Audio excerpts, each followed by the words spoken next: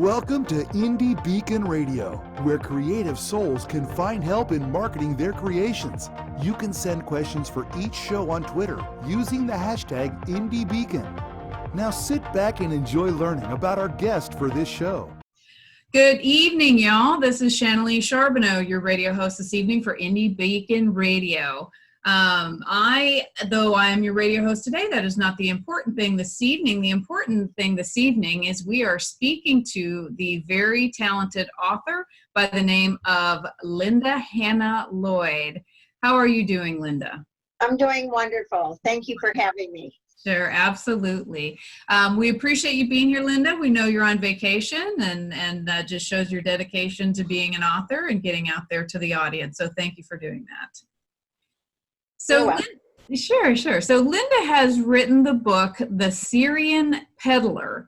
It is available on Amazon. It was actually done in 2017. Congratulations, out of 20 customer reviews, 5 stars. That's not easy, Linda. So with that said, why did you start writing, Linda? Can you tell me a little bit about your background and your history? Well, I had retired from working for the U.S. Department of Health and Human Services and started taking writing courses. And so in one of the courses, our teacher asked us what we would like to write about. So I thought about my grandfather and his immigration from Syria. And that kind of stimulated me to write about his journey. Interesting. So we have something in common. I used to work for HHSC as well. So odd things how you find yourself here, huh? Yeah. So Syrian is in your family background, correct? Correct. Wonderful. Can you tell us a little bit about your book? Explain a little bit about the plot and maybe kind of a teaser for people to understand about the Syrian Peddler? Well, this is, I don't know if you can see it. Perfect. The Syrian Peddler evolved from my desire to talk about my grandfather and write his story.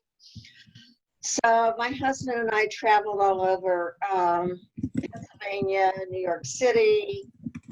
We went to Ellis Island. We found his ship that he came in on in 1905.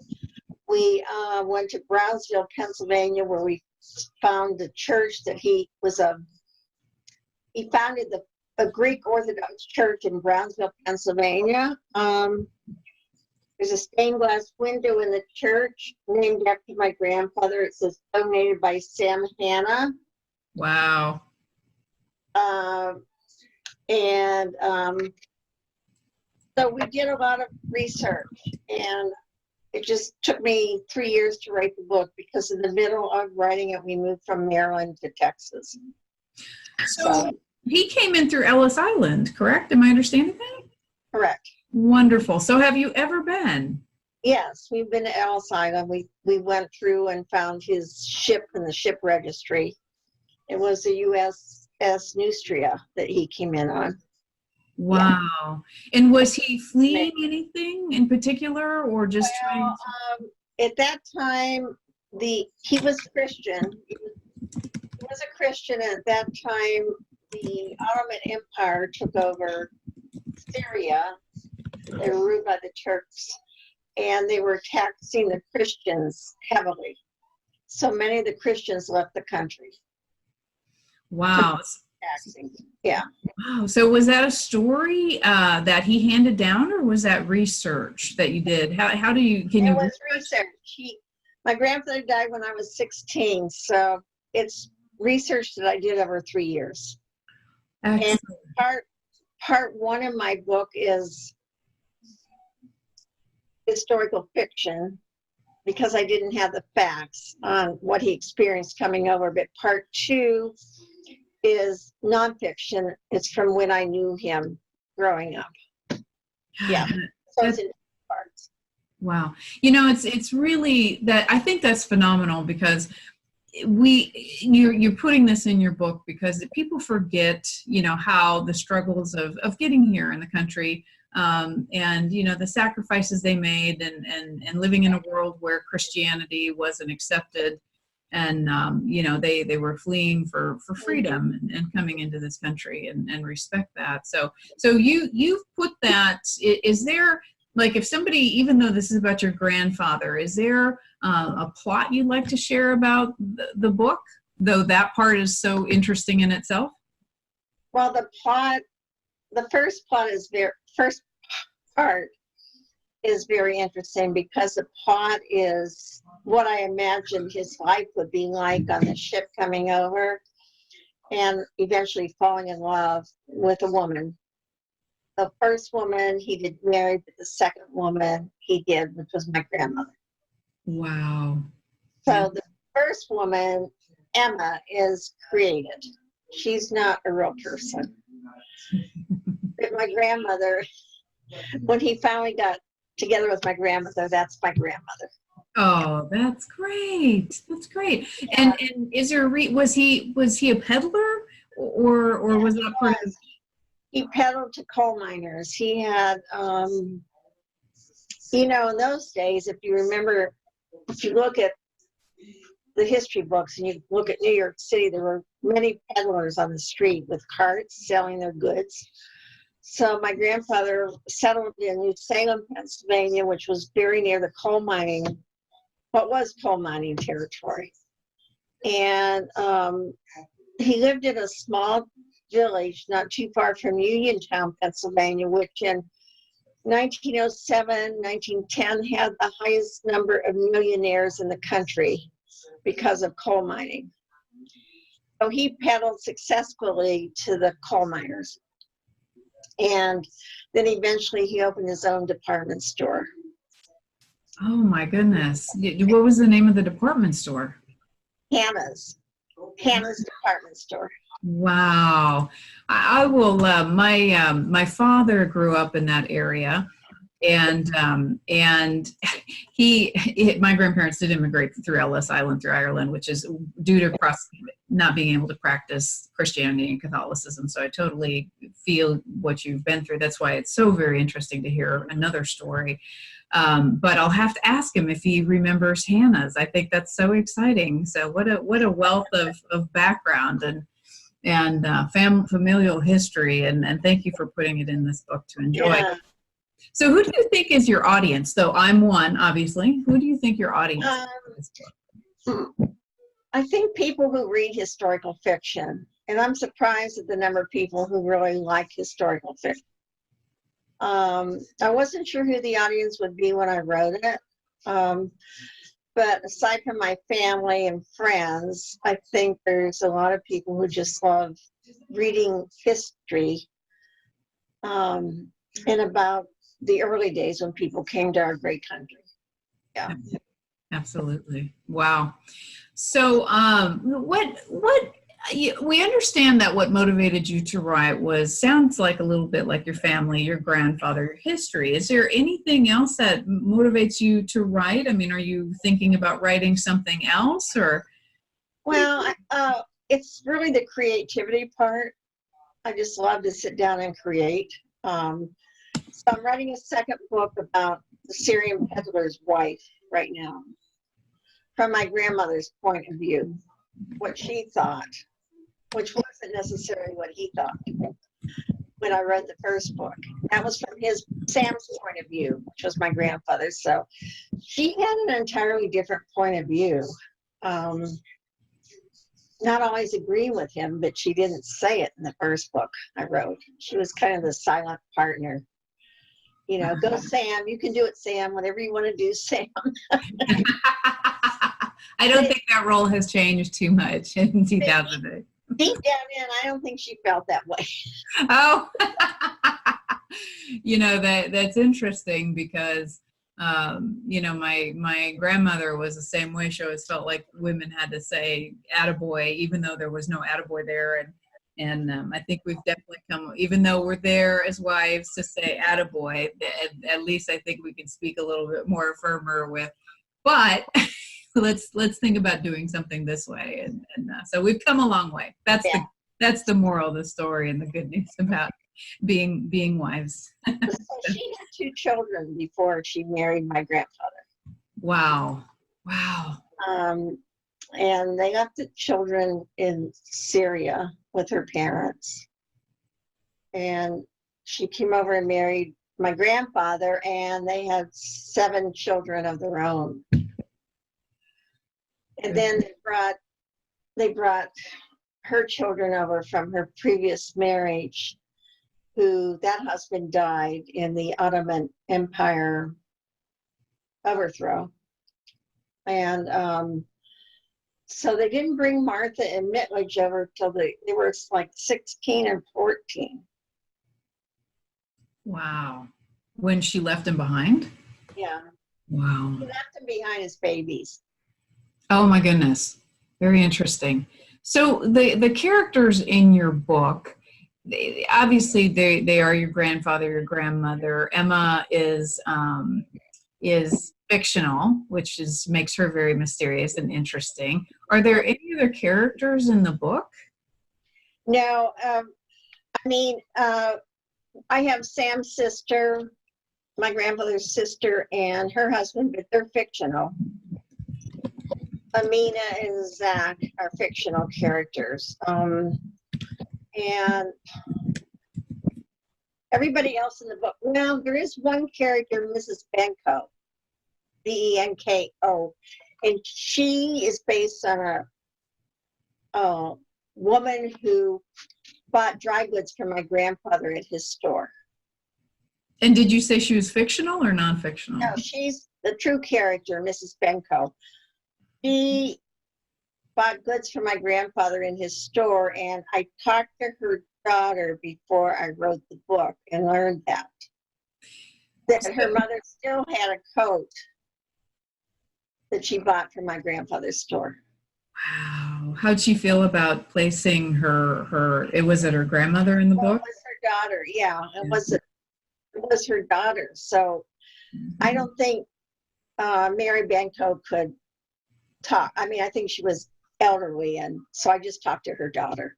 Got it. Yeah. Well, So that name is real. Wow.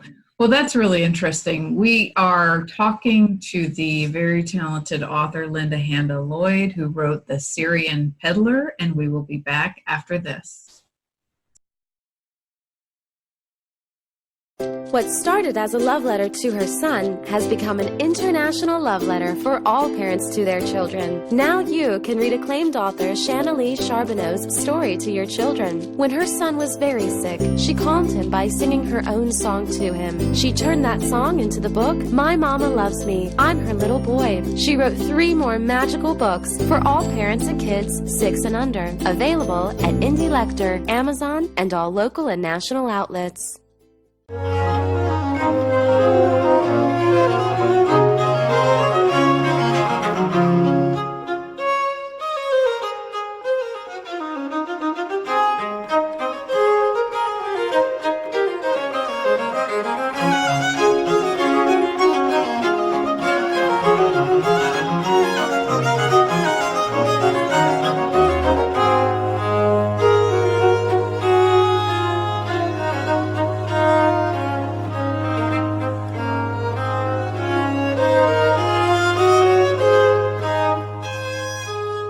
Hello, I am the author and poet Denise Bryson.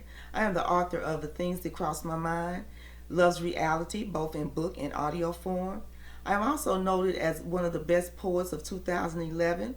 I have 2 new projects coming up. One is the Blinky series, where Blinky tells us all about our coins and our bills for our children. I also have a book coming out called Say Ye. It's quotes from Denise Bryson, just inspirational and that will help you along the way. Thank you for watching or listening to this show. Indie Lecter is proud to sponsor this programming. As a thank you for listening or watching, we would like to give you a 10% coupon code that you can use on our bookstore at indielecter.store. Use coupon code video19. Again, that's indielecter.store, coupon code video19 for a 10% discount on any purchase. Thank you. Welcome back to Indie Beacon Radio. Don't forget to like us, Good evening, y'all. We are back with your radio show host, Shanalee Sharboneau. We are speaking to the very talented and lovely Linda Hanna Lloyd. Welcome back, Linda. Thank you. Wonderful. So you wrote The Syrian Peddler. The front of the book has the window, the stained glass window in a church in which was dedicated to your grandfather when he came over to the country. So very interesting. Do you have anything that you're thinking about? Are you going to continue a book with his life? Or are you going to write another book? Where are you at as a writer? Well, actually the window in the church, which I'll show again. Sure. Lovely. There were several Greek Orthodox families that founded this church in Brownsville, Pennsylvania. And each of the families donated a stained glass window to the church. It's a very small church. It has about 6 windows on each side, and they are each donated by a different family. So they founded that church in 1917, and in 2017, the church celebrated their 100th anniversary. And when they celebrated it, they dug up the cornerstone. There was like a brick cornerstone, and they dug that up, and out of it they picked up, there was a box, sealed box in it, and in the box had the founders of the church, their names in Arabic. And then, so they had somebody translated in the names into English. So they have that available for people to see. Wow. How cool is that to, we walk around and we worry about just today, and we never realize the beautiful history of people who probably had a few more concerns that we have today in our daily life. So go ahead. It's interesting. My husband and I went to Brownsville. We were traveling through Pennsylvania doing research. So we found the church, but it was a weekday and it wasn't open.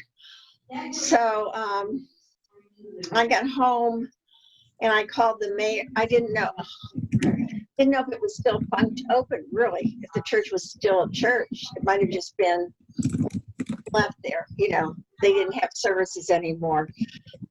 So we knocked on the house across the street and they said, yes, they did have somebody there on Sunday. So I didn't know who it was. So I called the mayor's office in Brownsville when I got home, and I asked him about the church, and he knew who the visiting pastor was, and he put me in touch. And I said, I'd like to get a photograph of the window. It has to be from the inside. Do you know any photographers in Brownsville? And he said, well, our tax collector is a photographer. So he put me on the phone with the tax collector. And Wilbur McIntosh is a tax collector. So Wilbur called the priest, and they arranged for Wilbur to come to the church after Sunday service, and Wilbur took the photos of the window. Wow. And then he sent the photos. My daughter designed the cover, so he sent the photos to my daughter in Charlotte. And we asked him how much he wanted us to pay him, and he said, nothing, just give me a credit in the book. Aw, that's awesome. Well, how wonderful that he recognizes the importance of your book and wanting to be a part of it. That's pretty special. That's special.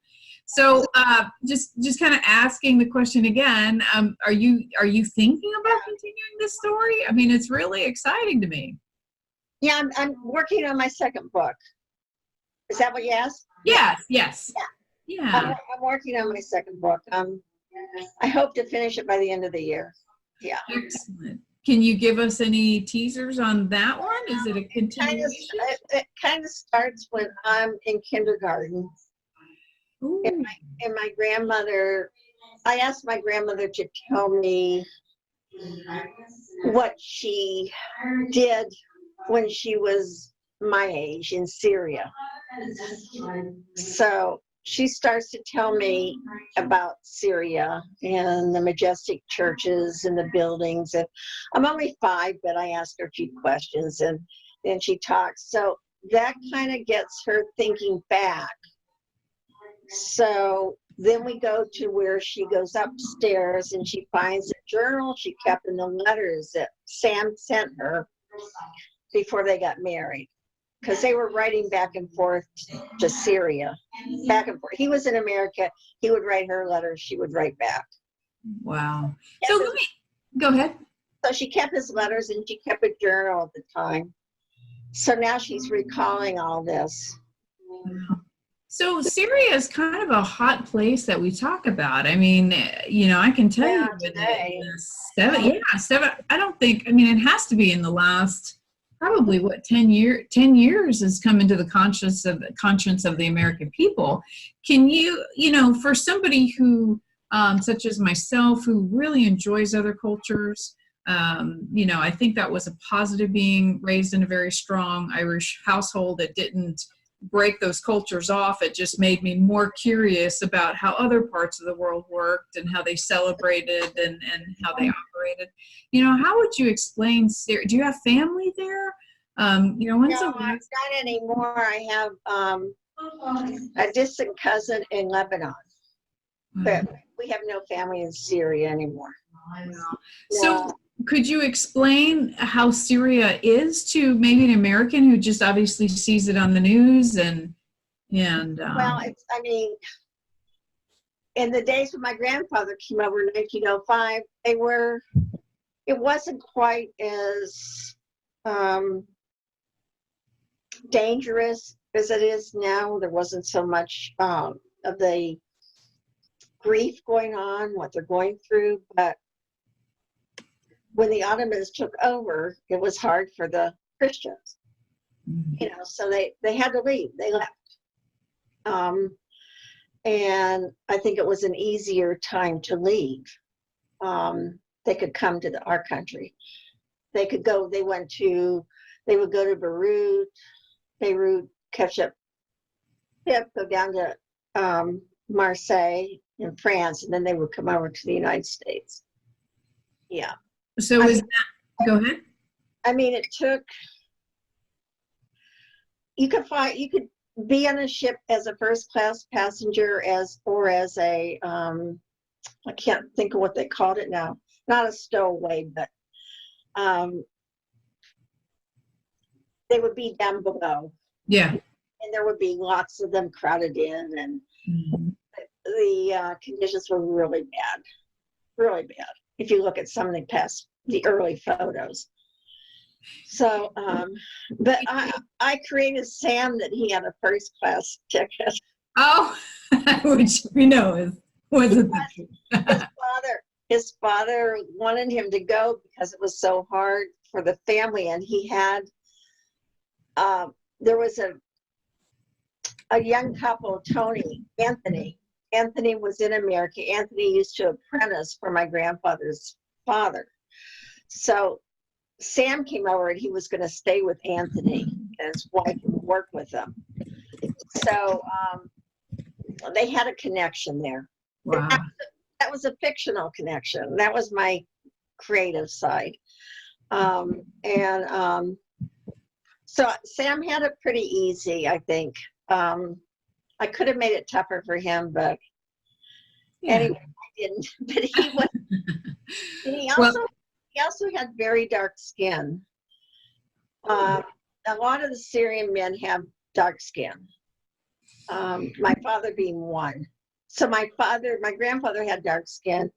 My father was one of five brothers, and most of them two of them were rather fair skinned, but and they were so dark that they could have been mistaken for another culture. Sure, absolutely. Yeah.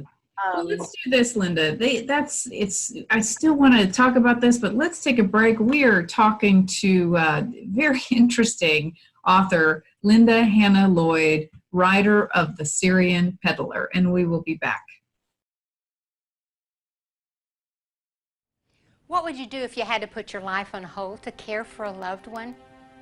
I'm Charlotte Kenyon, award-winning author of the book, You Have to Laugh to Keep from Crying, How to Parent Your Parents. That was a question I had to ask myself some 16 years ago, and you'll have to ask the same question. I had a father-in-law with dementia, a mother with Alzheimer's, and a dad with Parkinson, all at the same time.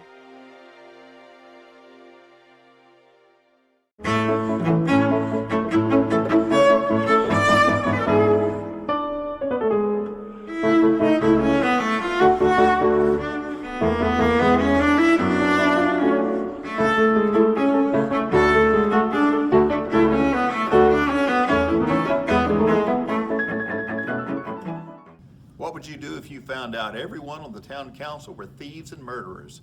That's what happened in Bandera, Texas in 1873. John Cruder was the marshal, yet he needed to operate outside the law in order to balance the scales of justice. He is the Midnight Marauder. You can find his books on Amazon.com and TopWesterns.com in paperback, digital, and audio.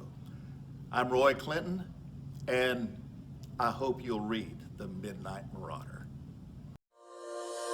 Welcome back to Indie Beacon Radio. Don't forget to like us, follow us, or subscribe to one of our many channels.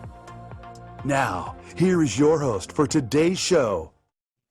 Good evening. This is Shanalee Sharboneau, radio show host, model awarded children's author, but that's minor compared to who we are speaking to this evening.